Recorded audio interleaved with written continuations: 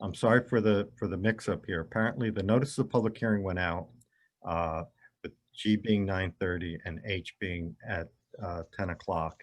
And for some reason, when the Zoom meeting, um, uh, the invitations went out, the invitations were reversed. So I think that at this point, as far as the G is concerned, uh, since the G meeting uh, said 9:30, and we're not going to be able to, but the invitation says at 10 o'clock, um, that particular matter might be the one that we are going to have to redo. The H meeting, the one for this morning, that was, you've got the invitation to be here at 9:30. You came in at 9:30. People are let in and around 9:30. We can then just keep this meeting open and ask you to bear with us until 10 o'clock so that we start the H meeting at 10 o'clock. And those that are invited at 9:30, we can ask them to just please hold, and we can take care of the H matter and get that out of the way and get all that resolved. But then the G meeting, I don't know that we can resolve that without giving the public an opportunity to be heard on that. I don't know if anybody else has any questions or thoughts about that. And all I can tell you is that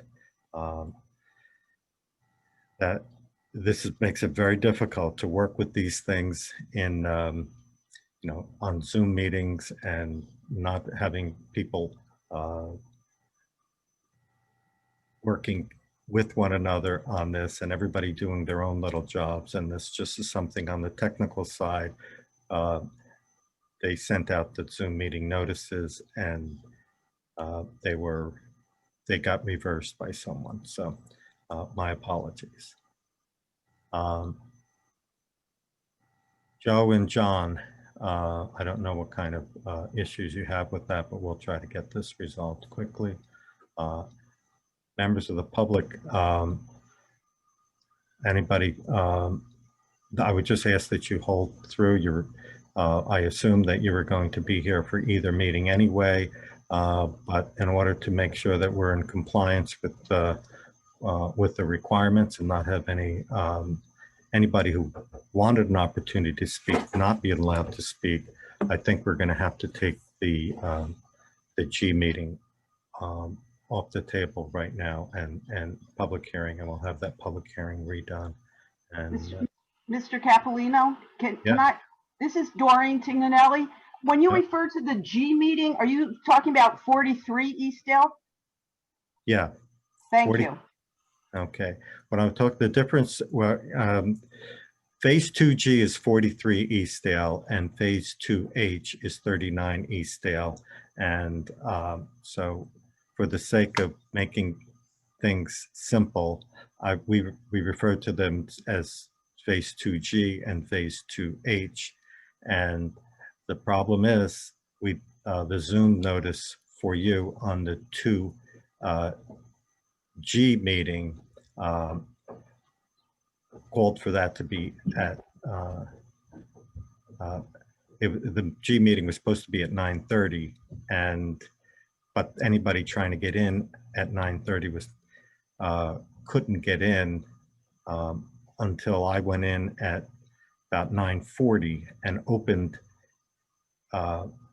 it, but no, and we then figured that they couldn't get in either. They had to open it. We were open at 10 minutes late, and all of you are over here. So we figure that we can salvage the H meeting because the Zoom notice said 9:30. You were all here at 9:30, and anybody who wants to come in at 10 o'clock, it will be open, and we'll open it then. We will not open it for another 12 minutes or 11 minutes. Okay, understood. Anybody else have anything to say on this issue before I go any further with that? Excuse me, Mr. Kaplan, do we need to stay on this meeting then or get into another one? No, we're just going to stay on this meeting. This meeting Okay. is the meeting that will go forward. We'll go with the H meeting, the 2H, the 39 Eastdale, and we'll complete that. And then the 2G meeting will probably, that is for 43, will have to be renoticed and rescheduled. And then we'll also stay on this for the Hatfield? No, the Hatfield is a different Zoom number, so you're gonna have to dial into that. That's part of the problem. We're required to do that, and we can't merge the meetings. We tried, we were looking into that to see if we can get everybody in, but we can't do that, and I can't run both of them at the same time.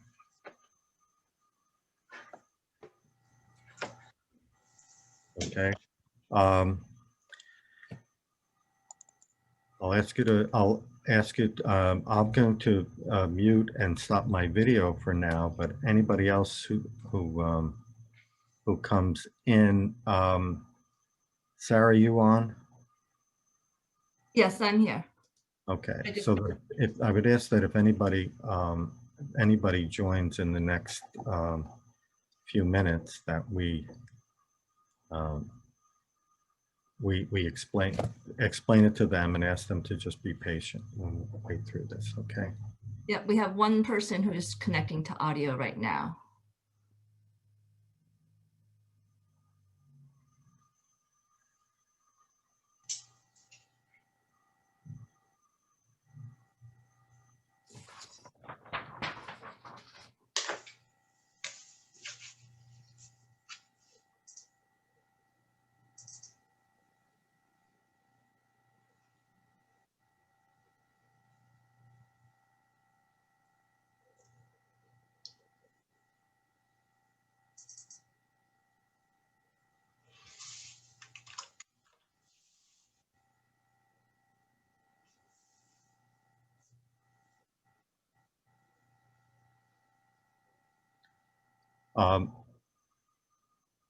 Are you connected now? I see Lynn Baruso. Can I, are you the commercial tenant, proposed commercial tenant for phase 2H on 43 Eastdale? You're muted. I don't know if someone can unmute you for a second. I think the host needs to unmute you. I don't know if I can do it. I don't think I can. No. Okay. All right, there you go. All right, just a quick explanation. Ask you to just please be patient with us. The notice of public hearing on this called for this to start at 10, but the Zoom invitation went out at 9. That stated that it was 9:30. So we opened this at 9:30, and we can't start the meeting until 10. So there's another 8 minutes before we can start this, and I ask your indulgence. Okay.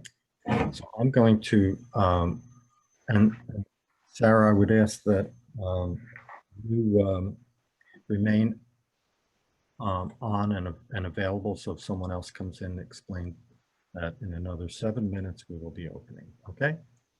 Thank you all.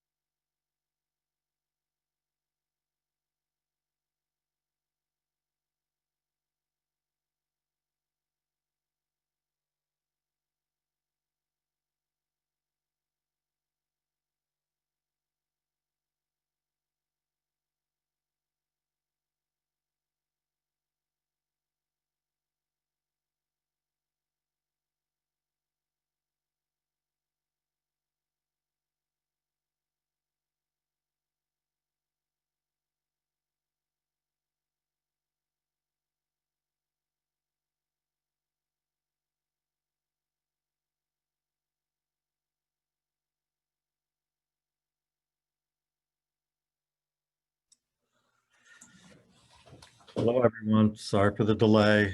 And we're going to open now and I apologize to the Baruzos because you were on for 43. And 43 is going to have to be renoticed, 43 being G, 2G. So we're going to go now to, we open the public hearing on the Phase 2H, which is 39 Eastdale Avenue. All right, with that, I will now begin. First of all, before this public hearing began, we sent to the court reporter documents that I had marked into evidence. Indicating, number one, that this public hearing was scheduled for, the notice public hearing said it happened, it was open at 10 a.m. The invite, we were open as of 9:30, so I think there's no harm done with that. And people have hung around, and I apologize for those of you who came in at 9:30 and have to wait a half hour before we open this. But I see it looks like everybody is here that was here, and I want to continue this if I may. Next, so beginning this, going through the documents, the first document I had marked into evidence is the notice of public hearing as hearing officers exhibit number 1, indicating that this public hearing will be held by Zoom conference on November 10th, 2020 at 10 a.m. We're now conducting that hearing. Number 2, in evidence is the affidavit of publication from the Poughkeepsie Journal indicating that on October 27th, this notice of public hearing was published in the Poughkeepsie Journal. I had marked as hearing officers exhibit number 3 in evidence, the affidavit of Janet L. Jones indicating that on October 26th, a copy of this public hearing was served upon the Honorable John J. Baisley, Supervisor of the Town of Poughkeepsie, Dr. Brendan Lyons, Superintendent of Schools of the Arlington Central School District, and the Honorable Marcus J. Molinaro, Dutchess County Executive. I had marked as hearing officers exhibit number 4, the October 22nd, 2020 letter of Timothy Dean, Chairman of the Dutchess County Industrial Development Agency, authorizing me to conduct this public hearing. And so with that, I will now open this public hearing for comments of the public.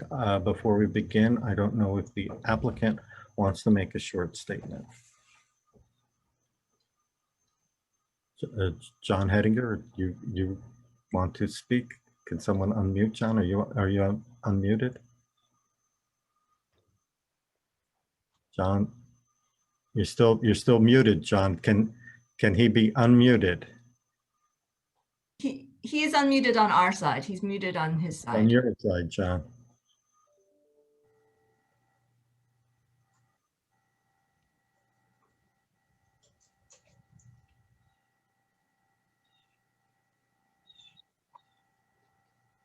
Now? We got a lot of technical difficulties today, Don. Hold on. So, are they switching offices? Oh, you want to sit in my desk, John? Hey, Don. Yeah. It looks like someone on your end has John muted on his phone. He calls in and you've got him unmuted on your end. Yeah, all right. Get Rachel on. Can Rachel take care of this, Sarah? Sarah, you're muted too. You're, Does this work Should now? be taken care There of you now. go. We got it. It's a much better sound quality from my phone, so I couldn't actually unmute it. It was done for me. But all right. Okay. If you can would we please. start? Are we good to go now? Well, thank you, everybody, obviously, for hosting and coordinating this public hearing.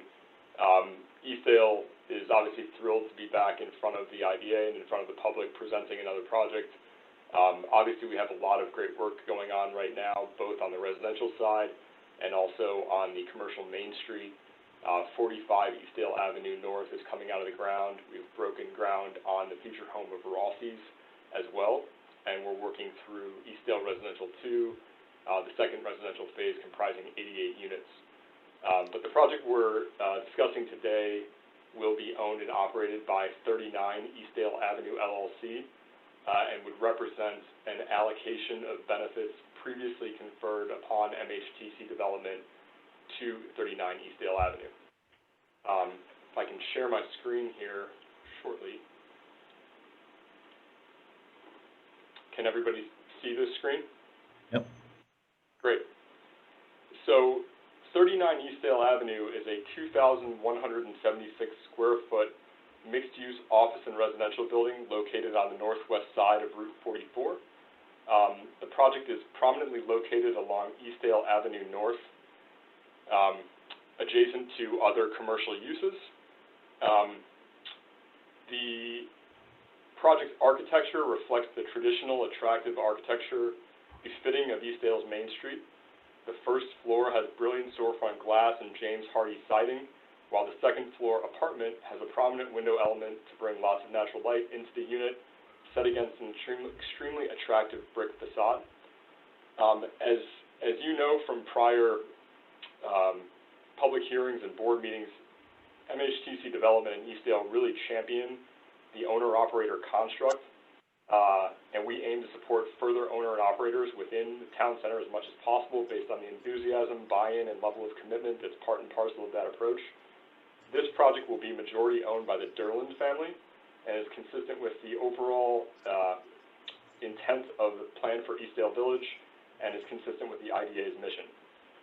With that, I will turn it over to Catherine Derland to say a few comments about the project. Hey, good morning. Can you all hear me? Yes, it can. All right, very good. It's so good to see some familiar faces and some new faces. As John mentioned, I'm Catherine Derland. I have a little bit about me. I've been born and raised here in Dutchess County. My family's been here for over 5 generations, and today my husband and I are raising our 2 boys on that family farm. So what that farm provided for me, I came to live and understand the hard work, perseverances, and challenges of owning, operating, and growing a small business. So this year I am starting my own business. It's going to be Catherine Derland Insurance and Financial Services under the umbrella of State Farm. And my vision for it as a small business is employing my first year, three team members and myself, and then growing it as the business grows. I immediately was attracted to State Farm or to Eastdale, the property, just because of the mixed use of commercial and residential and the live work kind of community that is situated there. And I'm so fortunate for State Farm for believing in me, and they very much are understand the value of, you know, a brick and mortar business in the community. So at this time, I come here before you at this public hearing to, you know, without the support and the partnership of MHTC and the IDA to move forward with, you know, making this a permanent place for me and my business to grow. Okay, thank you. I appreciate it. Now, does anyone, members of the public, want to speak about this project? I do note that we did receive emails from Doreen Tignelli and James, I'm sorry, last name, what's his? Beretta. Beretta, I'm sorry, Jim. No problem. And we did receive those, and they will be passed on to the board along with a transcript of this public hearing Francis will provide that this afternoon and we'll send it on to the board. So it's already been ordered. And we'll make sure that they get a chance to see that. Is there anything beyond those comments that Jim or Doreen you want to add to this public hearing? Yeah, this is Jim. Since I'm unmuted, let me just go. So yeah, okay, so you have my public comments. I'm opposed to the financial assistance that's being requested here. There's only one FTE.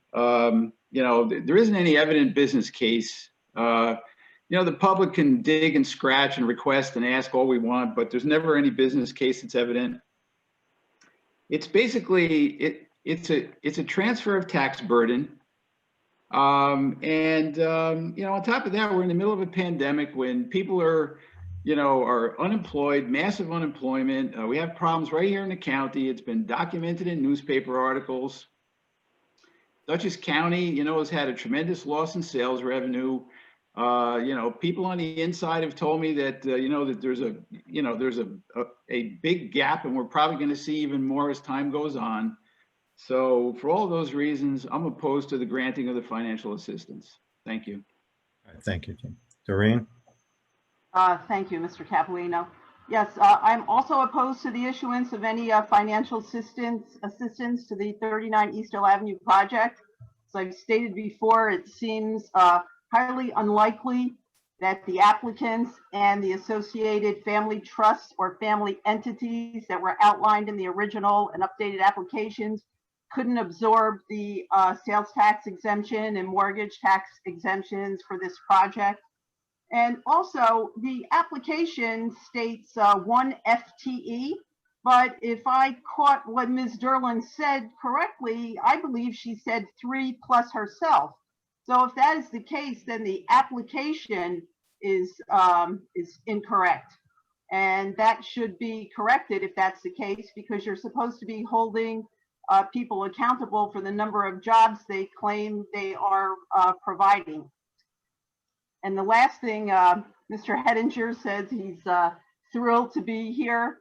And well, I'm guessing that he would be thrilled to be here because every time he comes before the IDA, he seems to get more money from them. So just to clarify, this is an allocation of already approved benefits to different sections of the entire development as it goes through. So, okay, but go ahead. I'm sorry. No, that's okay. But anyway, those are my comments. And again, about the FTE, that should be cleared up. Thank you. All right, thank you very much. Is there anyone else that wants to be heard? Okay, it is now almost 10:14, and I will now close the public hearing. Thank you very much. Thank you.